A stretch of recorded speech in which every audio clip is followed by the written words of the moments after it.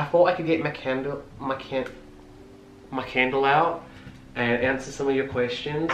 I can't actually smell a candle because I have COVID. I'm also filming this at literally 11 p.m. Time means nothing to me anymore. I'm existing. There's some very interesting questions in here. I'm going to be talking about, love, life, death. Sometimes when I film videos, I just change my top, but I leave my pajamas on. This is a bit of a wacky look. Obviously, there was a lot of questions about COVID because I just tested positive. And I also got vaccinated recently as well, so the timeline is a bit confusing. But the first question is, where did you get COVID? From the hospital? So I potentially could have got it from hospital because since the first week of January, I've been, commuting, using the tube, using the bus, going to the hospital. I must have been exposed at some point. It wasn't like I went into a patient room and they had COVID and I didn't have a mask on and got it from them. I just don't really know where it was from. The next question is, didn't you just get the vaccine? So I did just get the vaccine. The timeline is like this. In early January, I tested negative for COVID. I then got the vaccine. I was fine for that day and the next day, but then I started to get COVID symptoms. With the vaccine, I've only had my first dose, and it also takes, I think, a couple weeks for your immune system to start responding properly.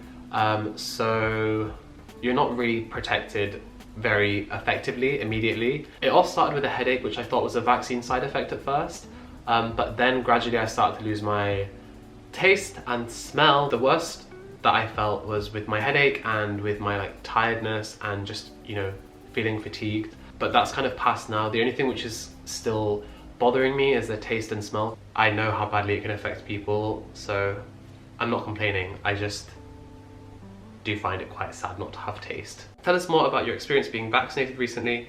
The vaccine experience was very straightforward.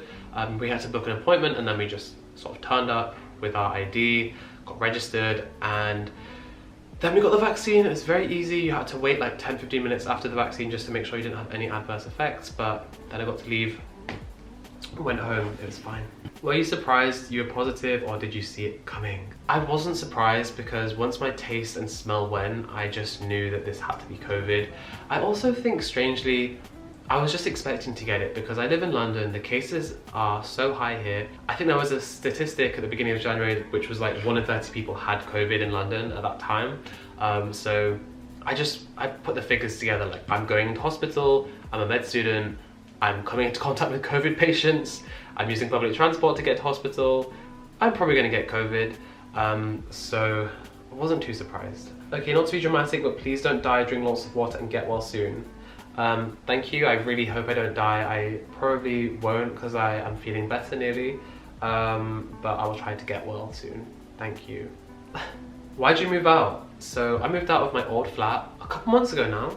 I basically just was very different to my flatmates and I had a disagreement with them, and I just didn't want to live there anymore. I decided that it wasn't great for me to be there. So for me, moving out was one of those things that I had control over, that I knew would make a positive difference, so I moved out.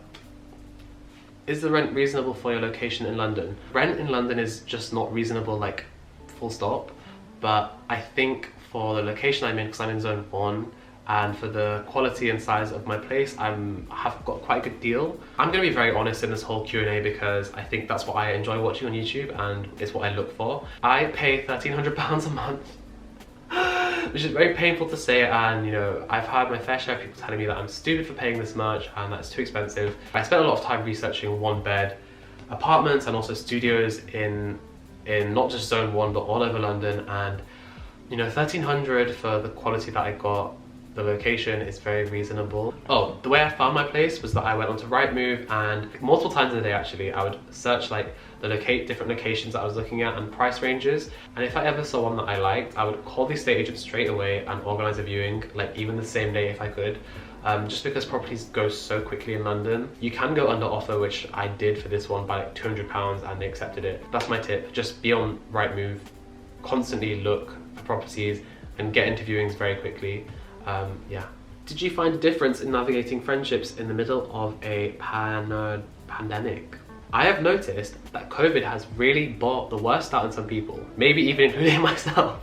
No, but seriously, like, and with some of my friendships, I've noticed that, wow, like, some people really don't give a crap about other people's lives. I do think COVID has kind of ruined some of my friendships just because of disagreements on like my views towards COVID and their views towards COVID. Are you happy? I'm not unhappy, but I'm not happy. I'm just existing and I'm waiting for this stupid pandemic to be over. I just feel like I don't have things to look forward to anymore. Like I used to look forward to, like, I don't know, doing something with someone next weekend, or like going out somewhere, or like seeing someplace, or traveling somewhere, and now I literally have nothing to look forward to. And I just kind of feel like, wow, like the healthcare system is collapsing, like countries all over the world are messed up. So no, I'm not that happy. It's not a great time to be existing in the world, I don't think. But yeah, I don't think I'm unique in not being happy. I think it's probably quite a common thing right now. Do you think things will go back to normal by August? I think in the UK, probably, I'm gonna tentatively say yes. What are your plans for after med school? So after med school, which I actually graduate next year, oh my god, I am gonna be doing, my plan is you have to do 4 years as a junior doctor, then I will start my specialty training as a dermatologist, hopefully, which is another 4 years, so wow, it's a fucking long time, but that's my plan. Obviously, if everything goes smoothly, I might take a break after my first 2 junior doctor years and travel or do something and be free for a while. But that's my overall plan. Probably will change, I don't know. Do you ever feel like you're the worst and dumbest med student on earth? Because I sure do. This is also similar to the next question, which is, do you ever have imposter syndrome in your course? I struggle with it severely in mine. Yes, I feel like the worst and dumbest med student every day. I also think I have imposter syndrome. I feel like most med students feel like this. It's kind of hard not to be honest, because in med school, you will literally turn to your right and there'll be someone who is presenting at like a global conference and they have pioneered some amazing, like, innovative research. And then if you look to your left, there is someone who has performed like 5,000 brain surgeries already and is basically a neurosurgeon, and you're just sat there like, I had toast for breakfast today. So yes, I think it's really easy to feel dumb and to just feel like you don't belong in med school, but if you got in, you belong here. So that's what I try to remind myself. On another note, I also think this is another reason why my mental health can be not very great sometimes, because I just get used to feeling like my accomplishments in life are very subpar. I don't ever really feel impressed by anything I do. Like I could literally win like an essay competition or something and I'd just be like, oh, okay, like that's really normal and that's what I should just be doing anyway, so great. When actually I should celebrate, but I don't really get, you know, impressed by my achievements anymore because they're so normalized in the people around me. In conclusion, I feel dumb. Maybe to help with this, if you just remind yourself that if you got into med school, you do belong there, then that might help. But I don't know. Why am I giving advice when I literally have the same thing? How are you keeping on top of your work if you're doing any at the moment? So with COVID, there's a few days where I felt very like groggy, so I didn't do any work, but I haven't really been doing any work at all actually. I feel very, like, I have no motivation. I haven't for a while actually. It's not very good. 3 biggest difficulties that you found doing medicine online during COVID-19. Motivation, motivation, and motivation, because I have none of it. It has just disappeared. Don't know, kind of started with the pandemic to be honest, but everything seems so like just virtual and online and like not tangible, and I just can't grasp any motivation. It's an issue. Are you single and ready to mingle? I am not single right now. I haven't been single for a while actually. Kind of, yeah, that's a whole story in itself. Is dating possible in med school? Because with all this uni work, I can't even go out of my house.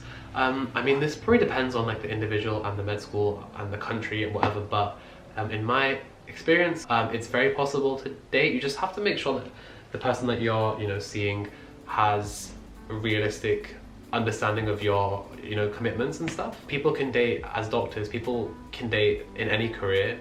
Like, it's all just about making time to go on a date. What A-levels did you do? I did biology, chemistry, physics at A-level, and I did an AS in maths and also an extended project.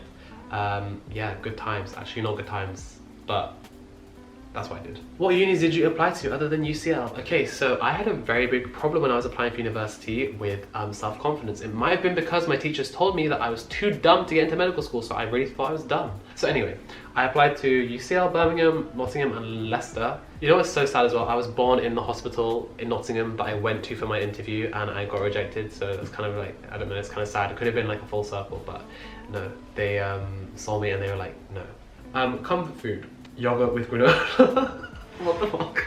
That's also very vegan of me. There's this vanilla upper yogurt with just any type of granola that really hits the spot. I don't sound okay. Do you ever look in the mirror and go, wow, I'm hot? Ha ha ha ha. Honestly, yes, I do. But there's an equal, if not more, number of times that I look in the mirror and go, wow, I am a fugly boy. Do you ever feel like you have to censor yourself in case your classmates see your content? I don't really care if my classmates see my content. I do feel a little bit self-conscious sometimes, but I censor myself mainly because I fear for how unprofessional I might come across. I know if I did talk about these types of things, these more like taboo or like controversial topics, I could potentially get in trouble from the General Medical Council. 5 books you've read so far. So I probably should keep a record of books I've read, but you guys recommended A Little Life. I've just finished that. It was like 700 or 800 pages. It was very long. It needs every single trigger warning ever, so just a disclaimer. It was very heartbreaking, a very like painful story, but it did get me reflecting quite a lot on my own friendships and like the intensity of some of my relationships. I really did enjoy it. I still think about it a little bit. I finished it like a week and a half ago or 2 weeks ago. I still get the odd thought about it, so it was like it was a good book. Did you feel outside pressure from, example, your family to become a doctor? No, I didn't actually. My family doesn't really care what I do. I think because they're not from a very academic background. But one thing that my family is very big on is kindness and being compassionate. So I think that probably did, I mean, they're Buddhist. So I think that probably did influence me because I've always, for some reason, really wanted to help people. I know it sounds so cheesy and just like fake and dumb, but I do actually enjoy helping. Tips for freshers, students struggling to meet people because of the pandemic. I feel so bad for you guys who are freshers and just start university. I don't know what I would do. I guess maybe just trying to reach out to people online and then meeting them in real life. That might be a good way. I don't know, I would really struggle as well, I think. Hello from Brazil. So how are you killing time during isolation? I've been playing a lot of PlayStation. It is just distracting me from any of my responsibilities. The thing which makes me feel bad is that I feel bad when I am doing things like that. Like, I feel bad when I'm watching Netflix. I feel bad when I'm playing PlayStation because I know that there's so many other productive and like useful things I could be doing. Oh my god, like medical school is toxic. Best thing you don't miss about in-person school, I don't miss waking up early. I used to have to wake up a lot at like 7 or even 6 and that was very painful. What's your MBTI? Okay, I actually did this recently. It was an, oh I forgot. I was an INFJ, which when I read through the description, I was like, oh my god, this is literally my life. Did you get a nose job? No, I didn't get a nose job. And this is funny because when I was growing up, my brother and cousin actually would always say that I had a big nose. It's just because they both had small noses, like very small noses, and I just had a bigger one. So I didn't get a nose job, but maybe my brother thinks I need a nose job, so I don't know. On a scale of 1 to 10, how stressful was the medicine application process? I'm gonna say 7. I think it's because I had no one to speak to. Like, I didn't have any like teacher who believed in me really. So there was no one to like encourage me and reassure me. I felt very alone in the process.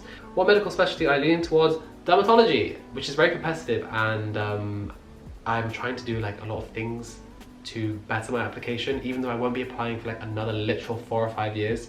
But yeah, dermatology. Are you developing new hobbies or skills during your quarantine to keep you sane? Reading books and playing PlayStation is keeping me sane. That's kind of about it, really. Normally it would be working out, but I find it hard to work out at home. I bought a resistance band and also a pull-up bar, so I've been doing that a little bit, but not with COVID recently, so I don't know.